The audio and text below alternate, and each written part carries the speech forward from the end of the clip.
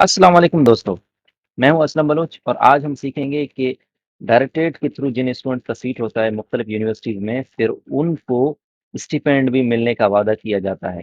तो इसका मतलब ये है कि ये वो अमाउंट होती है, आपको माहाना जो जेब खर्च मिलती है, पहले वो 5,000 थी, अभी बातें यही है कि कुछ 1 डेढ़ हज़ार बढ़ गया है, लेकिन फिर भी अभी तक कोई कन्फर्म बात नहीं है। लेकिन अलबत्ता 5,000 तो लाज़मी तौर पे स्टूडेंट को मिलते हैं। लेकिन इसके बारे में कुछ गलतफ़हमियाँ स्टूडेंट्स के दिमाग में होती है। मिसाल के तौर पे जब वो अप्लाई कर रहे होते हैं इन सीट्स के लिए, तो उसमें ये बाकायदा लिखा होता है कि स्टिपेंड भी मिलेगा। तलबा को यही लगता है कि जैसे ही उनका एडमिशन होगा यूनिवर्सिटी में और पहले महीने ही उनका जो जेब खर्च है वो स्टार्ट हो जाएगा और उनको माहाना 5,000 मिलते जाएँगे। लेकिन ऐसा बिल्कुल नहीं है। देखिए, ये एक जेब खर्च है और आपका सीट स्कॉलरशिप पे हो चुका होता है। तो आप जब यूनिवर्सिटी में दाखिला लेते हैं, तो आपका ट्यूशन फ़ी मुकम्मल तौर पे माफ़ है। जिन यूनिवर्सिटीज़ में हॉस्टल्स हैं, ज़्यादातर यूनिवर्सिटीज़ में हॉस्टल जो है फ्री ऑफ कॉस्ट दिए जाते हैं स्टूडेंट्स को जो स्कॉलरशिप पे हैं बलूचिस्तान से। लेकिन कुछ यूनिवर्सिटीज़ में ऐसा भी नहीं है, हॉस्टल फ़ी उन्हें देना होता है। बहरहाल तो स्टिपेंड के लिए एक तालिब इल्म कब एलिजिबल होता है? वो उस वक़्त होता है जब उसने अपना पहला सेमेस्टर कंप्लीट कर लिया होता है, उसका रिज़ल्ट आ चुका होता है, फिर वो एलिजिबल होता है और क्योंकि वो एक डॉक्यूमेंट शो कर सकता है कि भई उसने इस यूनिवर्सिटी में पढ़ा है और उसका रिज़ल्ट ये है, लिहाज़ा उस रिज़ल्ट को अटैच करके वो डायरेक्टरेट भेज सकता है और अमाउंट ले सकता है। अब हम तरीक़ाकार देखते हैं कि किस तरीके से हम अप्लाई कर सकते हैं। तो सबसे पहले क्या होता है कि आपको डायरेक्टरेट ऑफ कॉलेजेस जो क्वेटा में है, ये जो फॉर्म है, ये आपको रिसीव करना है। आप वहाँ से लेंगे, फ्री ऑफ कॉस्ट आपको मिलेगा या अपने किसी दोस्त के थ्रू उसको मँगवाएँ अपने पास। तो फिर आपने इसको फ़िल करना है, 2 पासपोर्ट साइज़ फ़ोटोज़ लगानी है और इसके साथ-साथ इनको ब्लॉक लेटर्स में फ़िल करना है। डेट ऑफ एडमिशन है, ये नॉर्मली जिस दिन आपका एडमिशन हुआ होता है उस दिन। लेकिन कभी-कभार तलबा को ये डेट लिखने में मुश्किलात पेश आती हैं, तो आपने जो सबसे पहला वाउचर जमा किया हुआ होता है एडमिशन के टाइम पे, उसकी डेट आप लिख दें तब भी ये ठीक रहेगा। बाकी जो नॉमिनेशन लेटर नंबर या नोटिफ़िकेशन नंबर ये आपको आपके जो नॉमिनेशन लेटर आपको मिला था डायरेक्टरेट के थ्रू जिस वक़्त आपका सीट हुआ था, उस वक़्त आप देखिएगा कि आगे ऊपर लिखा हुआ होता है, आप उसको लिख सकते हैं। ये लिखते हुए भी तलबा को मुश्किलात होती हैं, तो आप अपने नॉमिनेशन लेटर को देखें। स्टूडेंट की लिस्ट से पहले ऊपर एक पैराग्राफ में आप देखेंगे तो यहाँ तो आपका नोटिफ़िकेशन नंबर जो है वो इस तरह से होगा। अब ज़ाहिर है मैं इसको पूरा नहीं लिख सकता था, लिहाज़ा आप लोगों के आइडिया के लिए इस तरह से होगा। इसके बाद आता है डेट। तो डेट भी अगर आप नॉमिनेशन लेटर में देखें, तो जो यहाँ पर स्टेटमेंट लिखी हुई है, उसके सामने-सामने आगे लिखा होगा डेटेड और वहाँ पर आपका नॉमिनेशन लेटर जिस दिन इश्यू हुआ था, उस दिन की डेट भी आपको मिल जाएगी। आप वहाँ से लिख लें। इसके अलावा जो सीरियल नंबर है, वो सीरियल नंबर इस तरह से होगा कि जो आपका नॉमिनेशन लेटर है, उसमें आप देखेंगे कि जो स्टूडेंट्स का लिस्ट है, उस लिस्ट में 20 बच्चे होंगे, 30 होंगे, 40 होंगे, 50 होंगे, जितने भी हैं, उनमें से आपका नंबर कौन-सा है? वो जो नंबर है, वो सीरियल नंबर आपको लिखना है कि इस पूरी लिस्ट में आपका नंबर किस सीरियल नंबर पे आ रहा है। आप 20वें नंबर पे हैं, आप 17वें नंबर पे हैं, आप 18वें पे हैं, आप छठे पे हैं, तो आप वो नंबर अपना यहाँ पर लिख देंगे और उसके बाद अपना टेलीफ़ोन नंबर लिखेंगे। बाकी आप आसानी से फ़िल कर सकते हैं।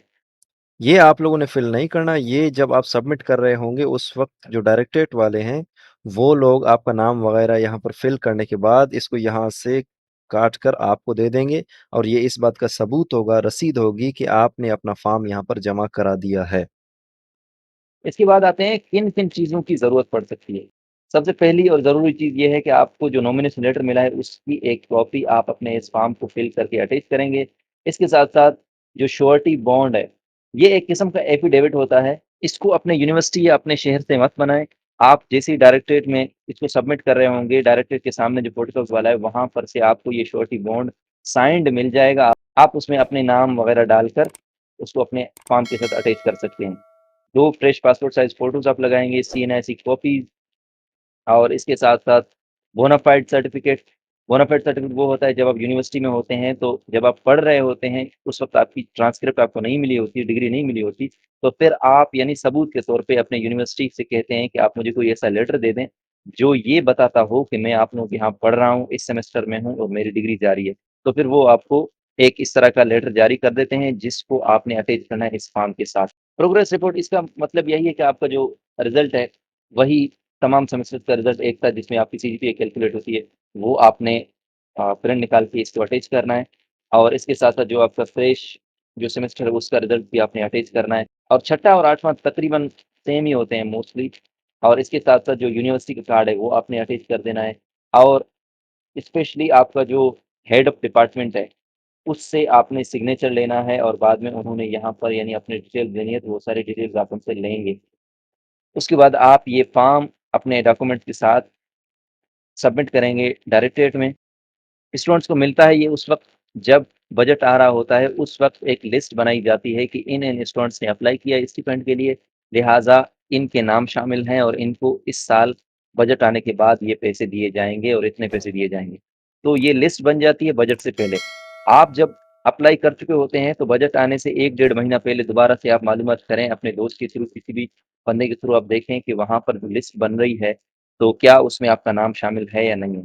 तो इस तरह से आप अपने नाम को उधर शामिल करके उसके बाद आप वेट करेंगे, बजट आ जाएगा, बजट के बाद फिर आपको स्टिपेंड मिल जाएगा। नॉर्मली एक नया सिस्टम अभी उन्होंने स्टार्ट किया हुआ है, आपकी जो अमाउंट है वो चेक के थ्रू आ जाती है आपकी यूनिवर्सिटी, लेकिन इस सिस्टम को इतना ज़्यादा खास सराहा नहीं गया।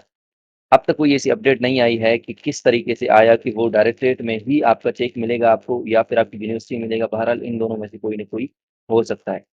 वक्त आने पर ये बात कंफर्म होगी। बहरहाल ये तमाम तरीक़ेकार था कि जिस तरीके से आप अप्लाई करें और अपना स्टिपेंड और अपना हक वसूल करें।